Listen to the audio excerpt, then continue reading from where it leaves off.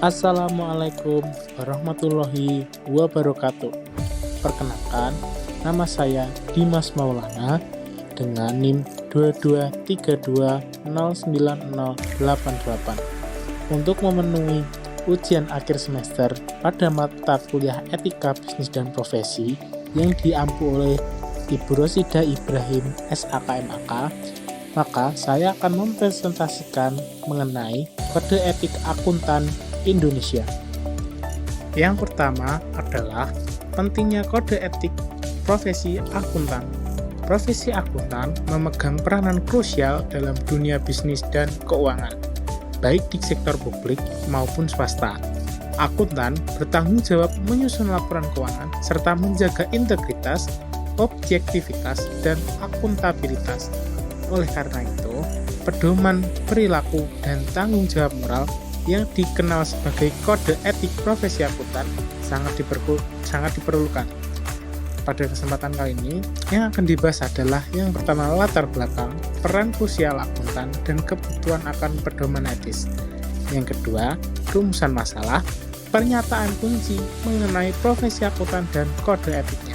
Yang ketiga, tujuan, mengkaji pengertian, prinsip, dan penerapan kode etik. Kemudian, profesi akuntan, definisi dan lingkup pekerjaan. Menurut International Federation of Accountants, profesi akuntan mencakup semua bidang pekerjaan yang menggunakan keahlian akuntansi, termasuk akuntan publik, akuntan internal, akuntan pemerintah, dan pendidik akuntansi. Dalam arti sempit, ini merujuk pada akuntan publik yang melakukan audit, akuntansi, pajak, dan konsultasi manajemen. Berikut adalah berbagai contoh penjelasan mengenai pekerjaan yang di bidang dunia akuntansi. Yang pertama, akuntansi manajemen, yaitu melakukan pencatatan transaksi keuangan, memelihara catatan, dan membuat laporan akuntansi periodik untuk manajemen. Yang kedua, akuntan publik, melakukan pemeriksaan umum atas laporan keuangan perusahaan dan memberikan opini atas kewajaran laporan. Yang contoh terakhir, audit internal, melakukan berbagai jenis audit seperti audit keuangan, audit manajemen, audit ketaatan, audit investigasi khusus, dan sistem informasi. Selanjutnya, profesi akuntan dalam sorotan publik.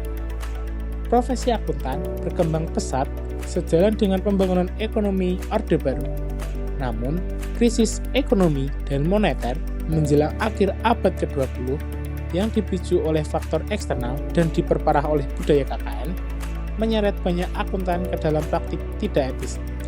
Sorotan terhadap profesi akuntan tidak hanya terjadi di Indonesia, tetapi juga di Amerika Serikat. Bahkan menimpa KAP peringkat dunia seperti Arthur Andersen. Pelanggaran etika dan tindak pidana seperti pemusnahan dokumen terkait audit Enron mengakibatkan hilangnya kepercayaan publik dan runtuhnya KAP tersebut. Memulihkan citra profesi akuntan adalah tantangan bersama. Berikut ini adalah hal-hal yang mempengaruhi mengenai profesi akuntan. Yang pertama, krisis ekonomi. Pembangunan ekonomi yang tidak diimbangi landasan moral yang kuat menyebabkan budaya KKN. Yang kedua, konflik kepentingan. Akuntan berada di bawah tekanan berat konflik kepentingan akan terseret dalam praktik yang tidak etis. Yang terakhir, skandal global. Kasus seperti Arthur Andersen dan Enron merusak citra profesi akuntan secara global atau menyeluruh.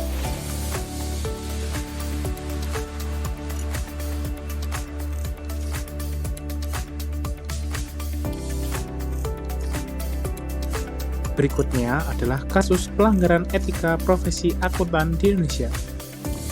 Pelanggaran etika profesi akuntan yang ada di Indonesia melibatkan skandal dari PT Great River International. PT Great River International atau Great River adalah perusahaan garmen yang didirikan pada tahun 1976 oleh Sukanta Tanujaja.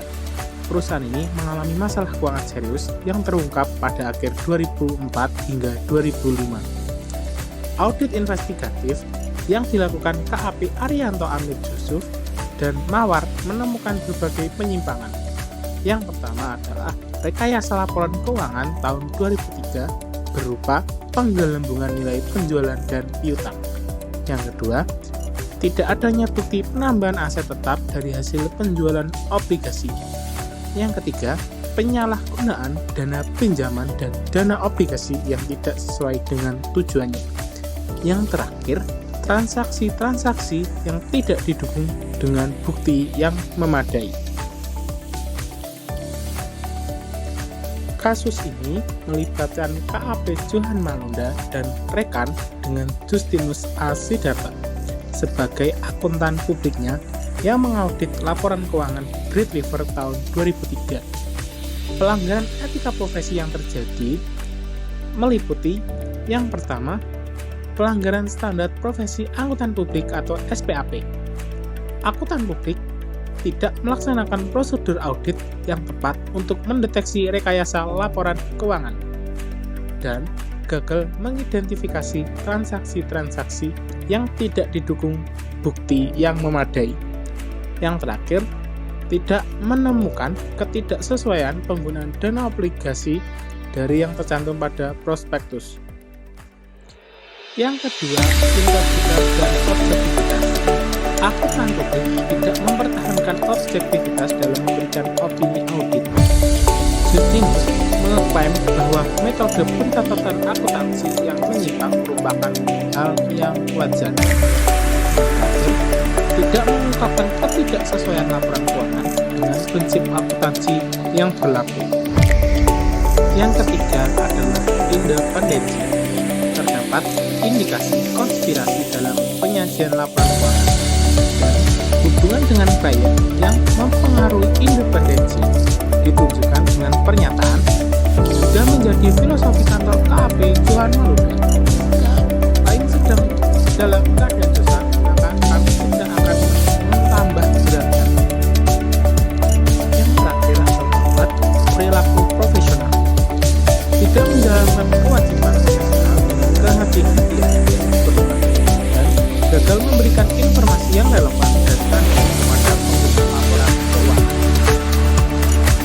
Atas kasus yang melibatkan KAP Johan Malonda dan rekan Justinus A. Sidarta mendapatkan konsekuensi dan sanksi yang berupa yang pertama adalah BP2A atau Badan Peradilan dan Profesi Akuntan Publik (IAI) membekukan Justinus dari keanggotaan IAI KAP pada 15 Juni tahun 2006. Yang kedua, Menteri Keuangan membekukan izin akuntan publik Justinus Aditya Sidarta selama 2 tahun pada 28 November 2006. Dan yang terakhir, Bapepam melakukan penyidikan terhadap kemungkinan tindak pidana dalam kasus ini. Atas kasus ini berdampak pada yang pertama, kepercayaan publik terhadap profesi akuntan menurun. Yang kedua, Great River International mengalami kebangkrutan dan dinyatakan valid pada tahun 2010. Yang ketiga, ribuan karyawan kehilangan pekerjaan dan tidak mendapatkan pesangon tepat waktu. Yang keempat, investor dan pemegang obligasi mengalami kerugian